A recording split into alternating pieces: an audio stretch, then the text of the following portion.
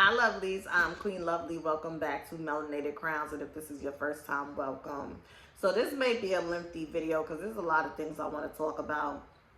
Over this past weekend, they had the Rolling Loud festival. It was a super spreader event, to say the least. God bless everybody's immune systems out there. Go get your COVID test and your vaccine. But no, let me stop. All jokes aside, they had the Rolling Loud festival, and DaBaby performed, and this was just not his weekend, honey. Okay, because first it started with him bringing out Tory Lanez. Then somebody threw a shoe at him. And then as he was revving up the crowd, as he likes to put it, he said some very homophobic, ignorant, and just downright disgusting things as it pertained to the gay community and the sexually transmitted disease, HIV and AIDS, okay? First and foremost, when I first seen the clip of him saying that, I just kept scrolling because I feel like there has to come a point in life where it's like, if you're elevating, evolving, and ascending, some shit you just see, okay, it's ignorant and you keep it moving. I know that's easy for me to say because I'm not a gay woman. I'm also not a woman who lives with HIV. So it's very easy when the insults and, the bigoted things that's being said don't hit home for me, okay? I do know people that have HIV. I do know gay people. So, but I don't live with that, so I just kept scrolling because DaBaby's ignorant. Like all of these new age rappers, they're ignorant. They're low vibrational. They're in spiritual poverty. So I just don't even give my energy to that, right? But this is where shit got real fucking tricky, okay? He decides to come out with a video, and I guess in his head, he thought this was going to be his saving grace. People were going to understand where he was coming from.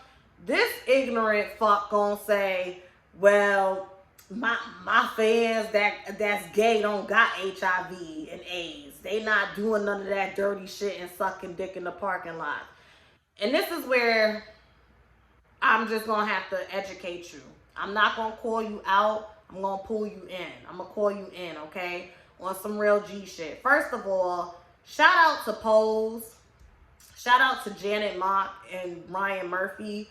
Because watching that show, it really gave me an education on what people in the gay community and the trans community have to deal with.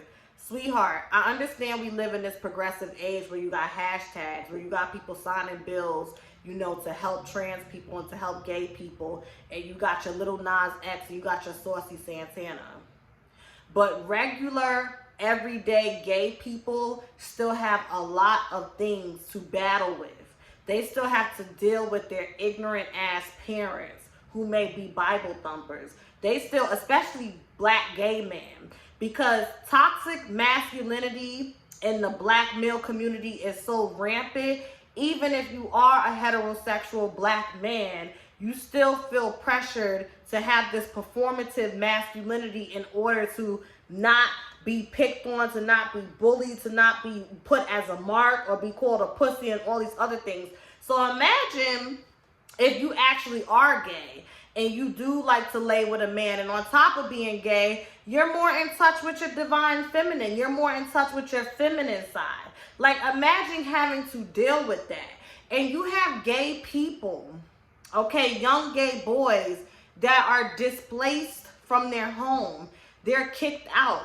They don't feel welcome in school. Y'all remember that story that made headlines years ago where the young Hispanic gay boy was constantly being bullied. And one day he snapped and he stabbed the boy to death. Was it wrong? I mean, was it right for him to kill that boy? Absolutely not. Right? But they throwing stuff at him. They constantly bullying him about his sexuality. And he probably was getting shit at home. His mother wasn't even in the country at the time that this happened. He's growing up in the Bronx. And he fucking snapped. Like, this is real. Like, this is real. You know what I mean? And watching Pose, okay, and then in real life, Me knowing gay boys, young gay boys that just turned 21, not even 21 yet, they're sex workers. Like, that is a reality. So for you to even say, my fans that are gay are not on no dirty shit like sucking dick in the parking lot, you don't know what the fuck your fans is doing, because a lot of gay people do be into sex work. Like, gay people that are displaced, especially when they're young and they're ignorant and they don't have mentors. I used to party before the pandemic hit. I used to party at the gay clubs all the time. And a lot of those gay boys that be there, that hang around, they're technically homeless. And I'm not saying homeless like they sleeping on the street, but homeless as in they don't have a permanent place to call home. It's like they bunking up with this person and bunking up with that person. That really do be the reality for a lot of gay people. So I just was like, the baby, what are you talking about? And I don't get it. So you can rap about getting head in the back of a Rolls Royce and a Hummer Jeep, which you could be parked in the McDonald's parking lot, you could be on the freeway, but if somebody's out in the parking lot at Rolling Loud sucking dick, all of a sudden, not only are they dirty, but they're more susceptible to catch HIV and AIDS. And why was that even sitting at the forefront of your mind? There's so many things that you could have used to rev the crowd up, but you decided to take aim at homosexuality and the STD, HIV, and AIDS. It's just not adding up. And it's just so ignorant. And then right before I got on camera, you doubled down again. You tripled down. You put out a tweet. Oh, I said that this is not how y'all, the way y'all digesting it is real funny to see. Now I want to see y'all have all this energy when we being killed in the streets. Are you fucking dumb? Nigga, are you fucking dumb? What do you mean now you want to see all this energy when we getting killed in the streets? That's why people's feelings are so hurt. This is why black women, okay? Do you know black women of the LGBTQ plus community started Black Lives Matter, which was geared at the time mostly to black men, black cis heterosexual gendered men? What the fuck are you talking about? You're willfully ignorant. It's so sad, because I never wanted to be one of those black women, girls, where I be like, well, I'm divesting from black men. I'm not fucking with them no more.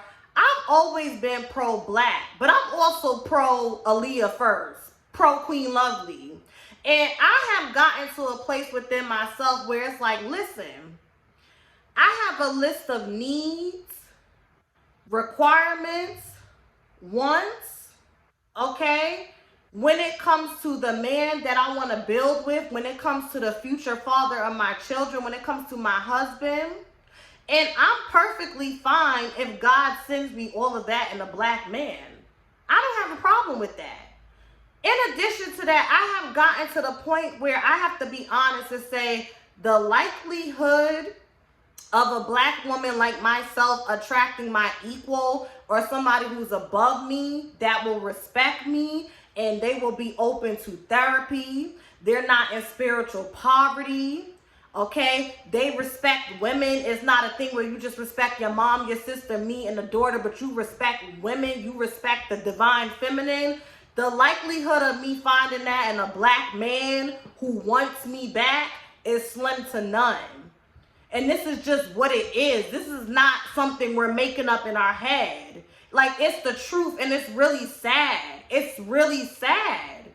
Like, I don't understand why y'all act like that. It's so disgusting and sad. And instead of just being like, you know what? You know, I was wrong. It was ignorant. Whatever the case may be, you continue to double down on it. And you don't make no sense. Then it's just like you got T.I. coming out. T.I. Nobody cares what T.I. read the room. Nobody cares what you have to say. You don't respect the woman's anatomy, and you don't, I know you did that shit. I'll say allegedly, but you did some of that shit. You and Tiny. Nobody wants to hear what you have to say. Dr. Boyce Watkins been sniffed him out a while ago. How you go from teaching financial literacy to becoming a gossip blog? Like, what the fuck is wrong with y'all? It's just disgusting. It is really disgusting. Let me tell you a personal story, and then I'm going to wrap this up. My freshman and sophomore year of college, I was going to a PWI. I met this dude, and I really, really liked him. Really, really, really liked him. I should have known. If I knew astrology back then, I would have just cut my losses because he was a Leo. I got Leo in my 8th house. When you date somebody and their sun is in your 8th house, honey, they can bring out the absolute fucking worst of you, okay? And I used to really chase him around, all of that type of shit. And one day he told me flat out, this is why I wouldn't date you. Like, black women, y'all too aggressive. And I remember I internalized that, and I was talking to my counselor about it. And, you know, she's a white woman, and she's just like, don't let him feel that, don't make him let you feel that way, whatever, blah, blah, blah. He ends up getting with this, she Ecuadorian or something, and I'll never forget, because the college we was going to was real small, and it was just one of those things. I'm coming in dining hall, they walking, I see them, I'm sitting with my crew or whatever, like we all mixed, because it was a PWI, so basically all the Hispanic, black, like all the the students of color, it was such a small group of us, we all knew each other, we all, you know, mixed around. And they was like, I mean, I don't get it. Like, I just don't get it. Like, and I'll never forget this dude. His name is Joey, okay? Joey, he's from, he's Puerto Rican, and he's from the Bronx, or maybe he's from Washington Heights. He's like, I mean, that's who so-and-so is going with now. I mean, like, I get it. Like, you know, she's Hispanic or whatever the case may be, but it's like, look at Aaliyah. Like, Aaliyah looks better. Jump ahead. I done graduated. Everybody done graduated. Y'all know I'm about to start graduate school, okay? So this is years ago now. Like, I don't know, back in, because I came back to the city in 2016. So we took them out in 2015. This is like 6 years ago. Jump ahead to maybe a year ago or 2 years ago. I'm talking, I still keep in touch with this counselor, with this advisor. And we kikiing on the phone. It's me, her, my other friend, like we all mutual friends now in the professional space. And she's like, yeah, he was in love with you. The dude that I just told y'all about that I used to chase. Like, he really was in love with you, but his self-esteem, he felt like he didn't match where you were at. And he also was not willing to do the work, like to get to where you are. And jump ahead now to being a young adult, to being a grown woman. That really is the story of my life when I have dated black men. I will come across good black men, and it always pans in some way to like, oh, it's not you, it's me. And I know it's cliche, but when a nigga tells you that shit, believe it. When a nigga tells you that shit, believe it. Because y'all gotta make somebody feel small because you feel small.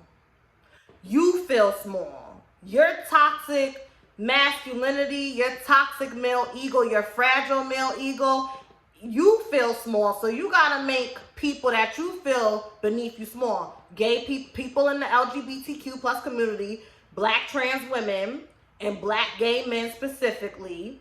And in the heterosexual community, black women. And it just is what it is. It's disrespectful.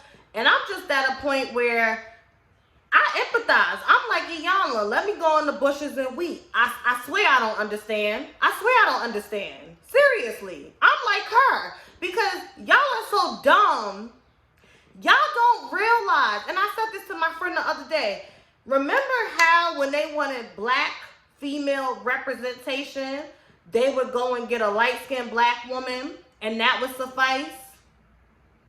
Remember on My Wife and Kids, The Cosby Show, your Felicia Rashad, your I forgot homegirl that is Tisha Campbell.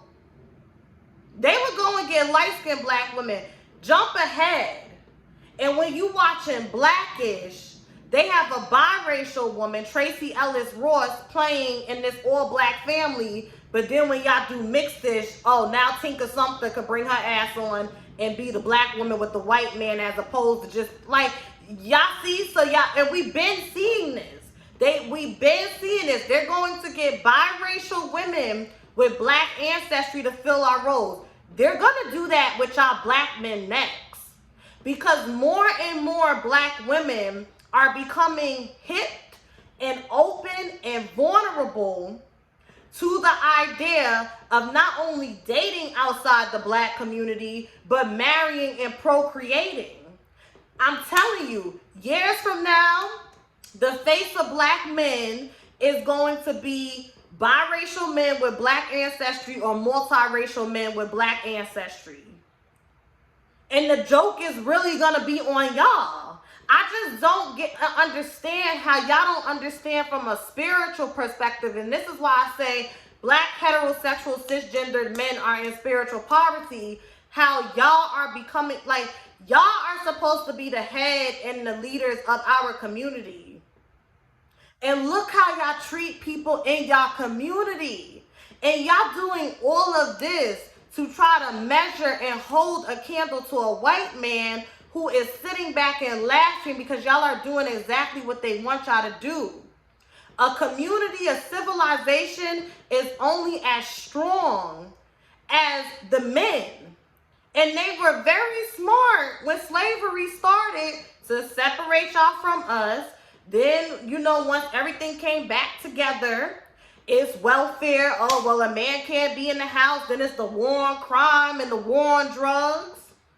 And it's crazy. Y'all rap about this shit. Y'all reference it. When we call y'all out on y'all shit, y'all love to reference all of those things I just said. But it's like, if you fucking know, why the fuck won't you do better? Why the fuck won't you do better? I don't get it. That's why I don't like to touch topics or make my channel centered around black men, because it's so disheartening and it's so sad. It's so sad. I don't get it. And I really feel bad for y'all, because I'm just sitting back like, y'all just don't see how y'all are digging the grave for yourself. Y'all are digging the grave for yourself. And now that we have more and more black women who are waking up and proving themselves, getting degrees, high-paying jobs, being more spiritually aligned, now the Manosphere and the Kevin Samuels and the Red Pill crew, they gotta come out in droves, because it's like, oh shit, these bitches are starting to get some self-worth.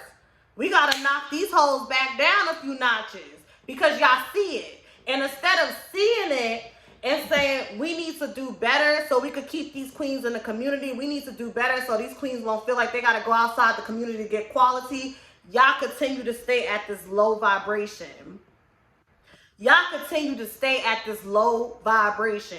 I am at a point where I don't want to subject my future children to a father. The baby, you have a dark-skinned, beautiful daughter, and you was dating and allegedly impregnated a woman who made a song talking about yellow bone is what he want. And you run back and forth between her and your daughter's dark-skinned mama. You are disgusting. You are disgusting.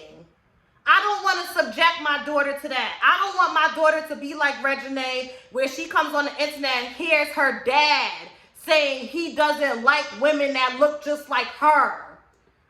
My kids don't deserve that shit. My daughter don't deserve it, neither does my son.